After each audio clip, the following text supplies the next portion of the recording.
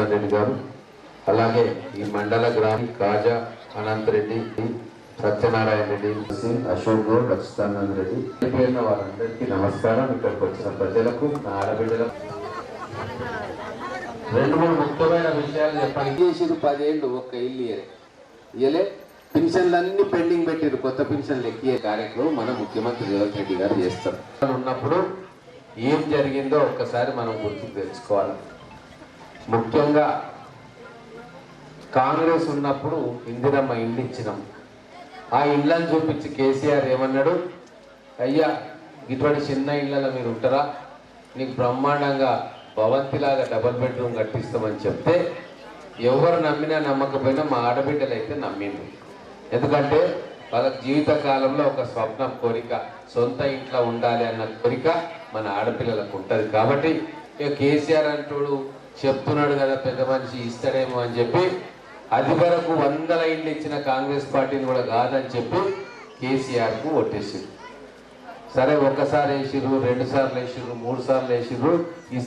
ఇస్తాడేమో ఆశ, పూర్తిగా ఆయనకే ఇస్తాడేమో ఆశ అని చెప్పి అన్ని ఓట్లు ఆయనకే వేసి 10 సంవత్సరాలలో ఒక్క ఇల్లు ఇవ్వకుంటే అప్పుడు అందరికి కూడా మనకు అర్థమైంది, ఇక ఈయన ఇట్లనే మోసం చేస్తాడు మాయదారుడు, ఈయనకి వేయొద్దు, మళ్ళీ అప్పుడు ఇందిరమ్మ ఇంటి ఇచ్చిన కాంగ్రెస్ పార్టీని తెచ్చుకుందామని చెప్పి ఒక మంచి నిర్ణయం, తెలివైన నిర్ణయం మన ఆడబిడ్డలు తీసుకున్నారు, మన రైతన్నలు తీసుకున్నారు.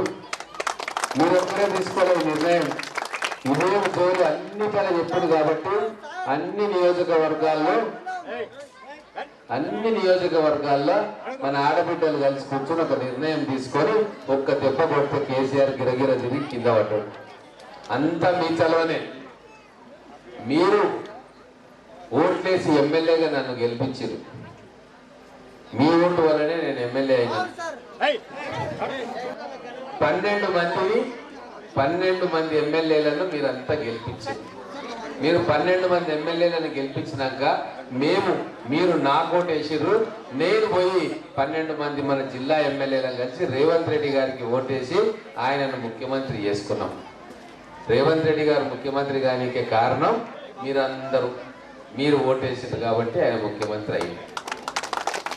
మీరు ఎందుకు ఓటేసిండ్రు అంటే మన జిల్లా బిడ్డ కాబట్టి మనోడు పెద్ద కుర్చీ మీద కూర్చోబెడదాం, మనకు మంచిగా చేస్తాడు అని చెప్పి మీరు ఓటేసిండ్రు. అది కరెక్ట్ పని చేసిండ్రు, మంచి పని చేసిండ్రు.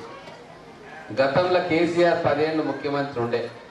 మెదక్ జిల్లా ప్రజలు, సిద్దిపేట ప్రజలు కేసీఆర్కు ఓటేస్తే ఏం చేసిండు ఆయన, మొత్తం నిధులన్నీ కూడా సిద్దిపేట మెదక్ తీసుకుపోయాడు. మహబూబ్ నగర్ని ఎండబెట్టాడు. మన దగ్గర ప్రాజెక్ట్ ఉండే పాలమూరు రంగారెడ్డి ప్రాజెక్ట్ అని ఉంటుంది, కృష్ణానది నీళ్లు తీసుకొచ్చి మనకు పంట పొలాలకు నీళ్ళు ఇవ్వాలి. ఆ ప్రాజెక్టును మధ్యలో ఆపేసిండు.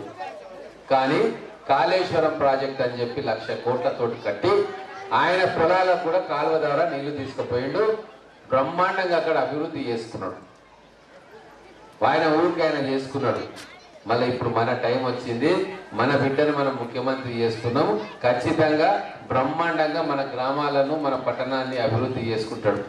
ఈ 3 నెలలు, ఇంతకుముందు 5 నెలలు అన్నాడు బెక్కర్ మదన్న, కానీ డిసెంబర్ 9వ తారీఖు నాడు ప్రమాణ స్వీకారం చేసిండు రేవంత్ రెడ్డి గారు, కాంగ్రెస్ పార్టీ ప్రభుత్వం.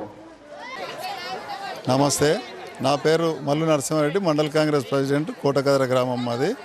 ఈరోజు ఎలక్షన్లో భాగంగా ఎంపీ అభ్యర్థి చల్ల వంశీచంద్రరెడ్డి గారికి మద్దతుగా ఎమ్మెల్యే గారు మా ఊరు సందర్శించడం జరిగింది.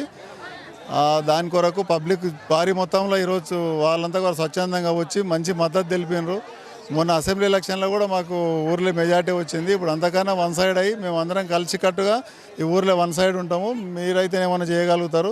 10 సంవత్సరాలకు వెళ్ళి ఏం చేయలేదు ఇంతవరకు ప్రభుత్వాలు. మాకు గత ప్రభుత్వం ఇంతవరకు ఏం చేయలేదు కనుక నమ్మకంతోనే మమ్మల్ని ఆదరించి ఇంతవరకు వచ్చారు పబ్లిక్.